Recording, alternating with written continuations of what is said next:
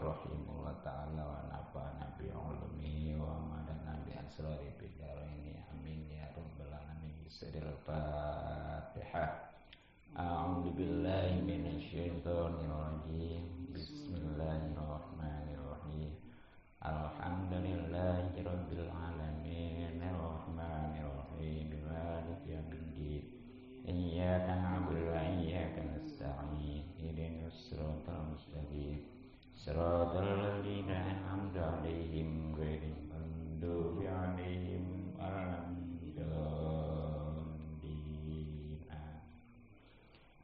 Bismillahirrahmanirrahim. Wal maqalatu, dan perkataan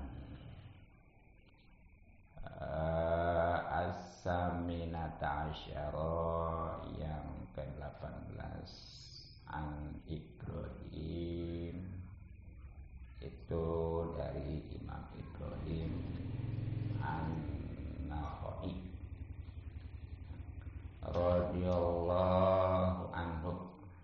Radhiya, semoga ridho Allah anhu, kepada Imam Ibrahim.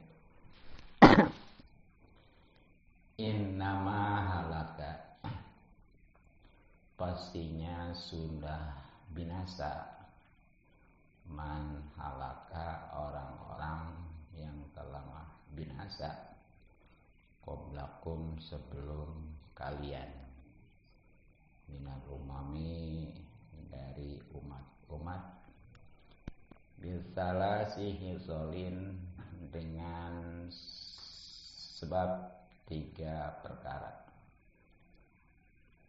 Bifudulil kalami, yakni 1 dengan sebab lebihnya pembicaraan. Wahwa, lebih pembicaraan itu mala khairo, yaitu pembicaraan yang tidak ada kebaikan, bihi, padanya, bidini, baik dunia, bidini, baik agama, wa dunia, maupun agama. Wa pudulit to'ami, dan kelebihan makanan. Wahwa, kelebihan makanan itu malayanihi, yang makanan yang tidak memberikan manfaat kepadanya, ala dini, atas agama. Wa pudulil manami, dan kelebihan tidur. Wahwa, kelebihan tidur itu malayan pahu, tidur yang tidak memberikan manfaat kepadanya, bidini, pada agama. Hadirin jamaah majelis salim hadanallah.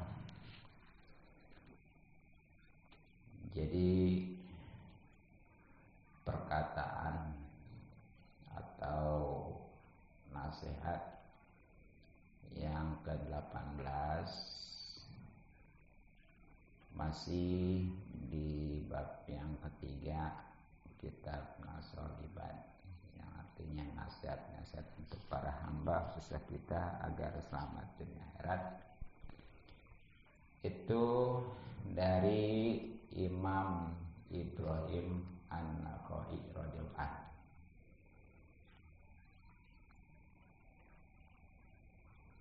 Yani innama halaka man halaka qablakum,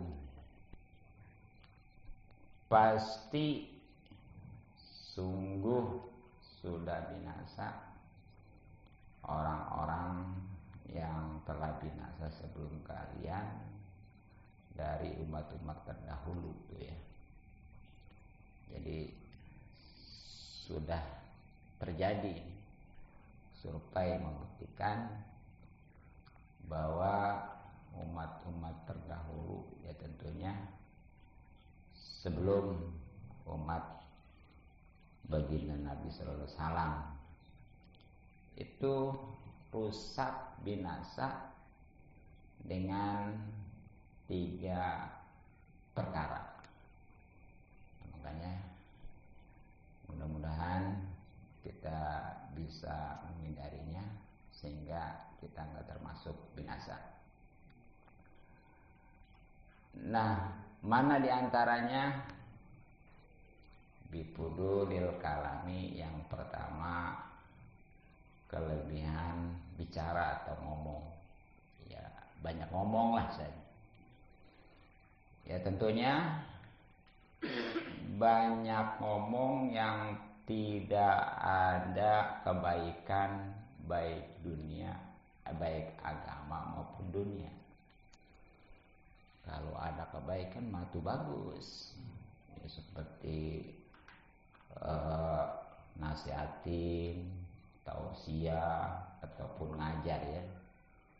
Bahkan kan di dalam Al-Quran itu diantaranya insya Allah enggak termasuk orang yang merugi, sebagaimana di dalam surat Al-Asr ya, yang a'udzubillahi minasyaitonirrajim, bismillahirrahmanirrahim, wal asri, demi masa, innal insana lafi khusrin, pastinya atau sesungguhnya manusia itu pasti dalam kerugian, kecuali illalladzina amanu wa amilus solihati wa tawassaw bil haqqi wa tawassaw bis sabr. Kecuali 4 kelompok ini yang enggak bakal rugi. Nah, diantaranya tadi wa tawassaw bil haqqi wa tawassaw bis sabr, itu yang memberikan wasiat atau nasihat baik tentang kebenaran maupun kesabaran ya. Itu nggak apa-apa. Jadi ini mah yang memang nggak ada kebaikan dunia maupun agama gitu ya. Nah makanya baginda Nabi Sallallahu Alaihi Wasallam itu memberikan peringatan bahwa man kasuro kalamuhu kasuro sakotuhu, waman kasuro sakotuhu kasurat junubuhu, waman kasarat junubuhu kanat annaru awlabihi. Jadi siapa orang yang banyak ngomong maka pasti banyak jatuhnya. Ini sekali lagi ngomong yang gak ada arti dunia dan agama ya. Nah kalau dia banyak jatuhnya, ya pasti banyak dosanya. Dan kalau dia banyak dosanya, neraka itu mestinya gitu ya. Dengan kata lain masuk neraka lah, naudzubillah. Ya bahkan dalam hadis sahih ya, riwayat Imam Bukhari Muslim, Rasulullah sallallahu alaihi wasallam bersabda, "Man kana yu'minu billahi wal yaumil akhir falyaqul khairan aw liyasmut." Jadi siapa orang yang memang dia itu terbukti beriman baik kepada Allah maupun hari akhir, maka dia perkataannya kalau berkata baik. Nah kalau enggak, ya diam gitu ya. Itu kalau memang baik mah seperti tadi, nasihat, ngajar umpamanya, silakan. Tapi kalau enggak ada kebaikan, enggak manfaat, diam. Ya. Juga dalam hadis yang lain baginda Nabi bersabda, la tuksirul kalama, janganlah kalian memperbanyak ngomong bighairi zikrillahi, ya selain zikrullah. Kalau zikrullah maka memang manfaat buat agama ya, silakan.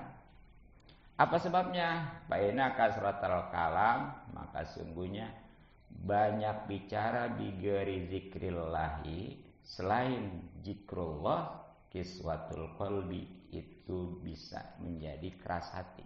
Sedangkan wa anna ab'adan nas minallahi al-qalbul qasi, paling jauh-jauhnya manusia dari Allah itulah orang yang hatinya keras. Nauzubillah min dzalik. Nah, itu ya yang pertama, yang membuat kebinasaan adalah karena banyak omong yang tidak berarti. Nah, kemudian yang kedua, yang membinasakan umat-umat terdahulu ini adalah wapudulil manami, wapudulit tuami, itu banyak makan. Ya tentunya makan yang tidak ada arti buat agama. Adapun kalau memang berarti mah nggak masalah, seperti ya kita umpamanya karena supaya ibadah kuat ya, itu kan perlu makan, nggak apa-apa. Nah ini mah padahal mah ya dia udah kuat, udah kenyang, wow, karena nafsu, karena enak, ya ayo aja, itu yang bisa membinasakan. Dan yang ketiganya, yang membuat binasa adalah wapudulil manami, itu banyak tidur. Nah ini juga sama, kelebihan atau banyak tidur yang tidak ada manfaatnya dalam agama. Adapun kalau ada manfaatnya mah ya seperti untuk ibadah juga nggak masalah, bahkan dianjurkan. Sampai-sampai kan ada istilah sunnah tuh yang namanya hailulah ya.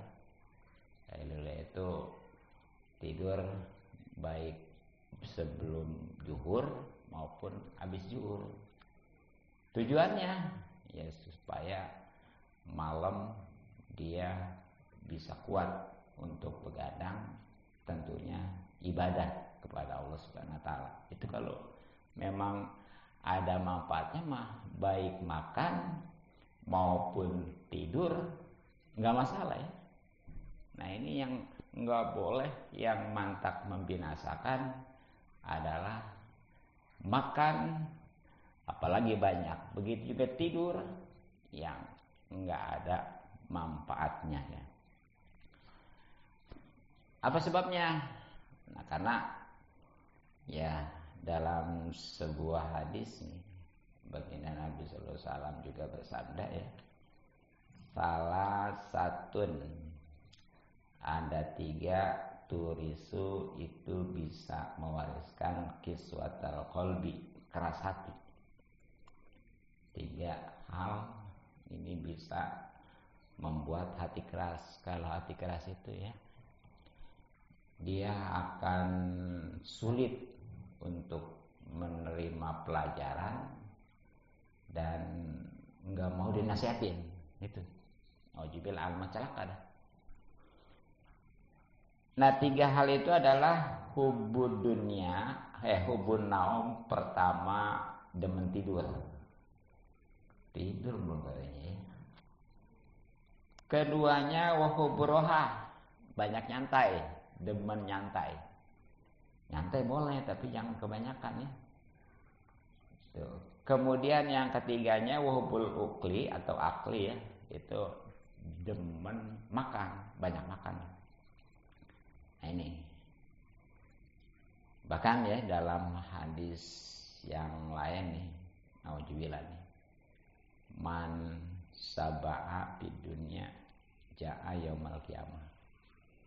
Siapa orang yang kenyang melulu nih di dunianya, itu di hari kiamatnya nanti bakal kelaparan ya.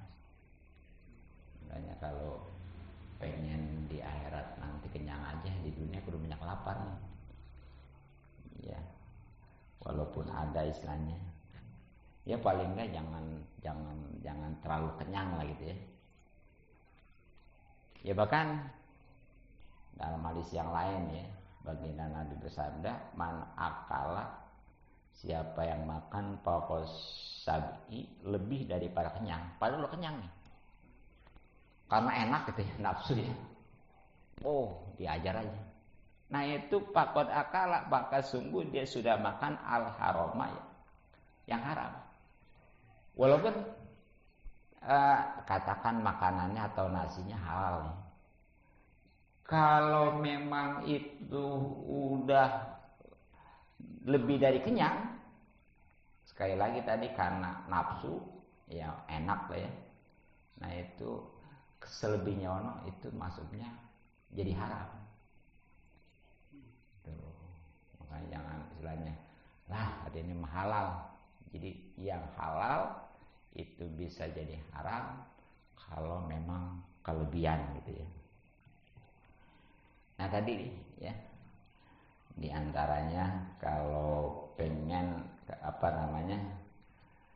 yang namanya banyak makan itu bisa ngerasin hati. Nah untuk ngidupinnya nih, Baginda Nabi SAW bersabda ya, ahyu, hidupkanlah kulubakum, hati-hati kalian, bikilatid dohki, dengan sedikit tertawa, wakilati sabui, dan sedikit kenyang, watahiruha, dan sucikanlah hati-hati kalian, biljui, dengan lapar, taspu, maka hati kalian itu akan jernih, wataroku, dan lembut tuh ya. Jadi kan tadi sebab banyak makan itu hati keras, termasuk tidur juga. Nah untuk ngidupinnya, robah, makan jangan kenyang-kenyang ya, apalagi kalau seperti Baginda Nabi mah ya, beliau mah belum makan dulu kalau belum lapar benar-benar, dan beliau itu udaan bahasanya ya, ketika belum kenyang. Nah, kalau kita makan kanak-kanak masih kenyang, yuk kalau memang nafsu mah ya makan aja, terus kalau udah makan, gitu. Ya pokoknya Nabi mah benar-benar sedikit makannya ya. Ya padahal mah bukan nggak punya. Nah, kalau kita juga emang kita juga sama sih, sedikit-sedikit makan kan ya. Iya. Dalam hadis yang lain nih, Baginda Nabi sallallahu alaihi wasallam bersabda, man kasuro, siapa yang banyak tuamu makannya, kasuro ajabu, nanti itu bakal banyak juga siksanya. Bahkan nih Baginda Nabi bersabda juga, la sehata, tidak ada kesehatan ya, maka suratin naum, dengan banyak tidur, wala sehata, dan tidak ada kesehatan, maka suratul akli, ya dengan banyak makan, wala syifaan, dan tidak ada obat biharomin, dengan yang haram. Jadi pokoknya mah orang yang namanya banyak makan mah banyak tidur ya tadi ya, itu rawan ke penyakit. Begitu juga banyak makan ya. Makanya kalau pengen sehat tuh tidur jangan banyak-banyak, termasuk makan juga ya. Dan tadi awas, yang namanya obat itu enggak enggak ada istilah obat kalau dari yang haram. Makanya itu kalau berobat, kalau punya sakit ya, kemudian yakin padahal yang namanya sakit, setiap penyakit itu ada obatnya. Makanya kalau memang ada yang ngasih tahu tapi itu barang yang haram, suka ada kan ya? Itu seperti penyakit apa tuh? Yang obatnya cacing, tipes. Tipes ya. Iya. Tipes kan itu yang kesebut obatnya cacing ya. Itu cacing padahal nggak boleh sih. Jadi jangan, bagaimana juga nggak ada nyale. Yakin ada ya, cuma belum ketemu. Jadi jangan karena digampangin gitu ya. Sebab nanti memang sembuh seadanya, tapi naudzubillah di sisi lain itu berdosa gitu ya. Nah jadi itulah 3 hal yang menyebabkan kebinasaan umat sebelum kita ya, yakni 1, banyak ngomong lah gitu ya. Kedua, banyak banyak makan, dan yang ketiganya banyak tidur. Nah, agar kita terhindar ya, selamat dari itu, memang tujuan daripada kitab Nasolibah itu adalah untuk keselamatan di dunia akhirat ya, itu kita hindarkan yang 3 hal itu. Sekali lagi, hindarkan yang namanya banyak ngomong kecuali yang berarti. Kedua, hindarkan banyak makan kecuali untuk ibadah. Dan yang ketiganya, hindarkan banyak tidur kecuali untuk ibadah. Cukup, mudah-mudahan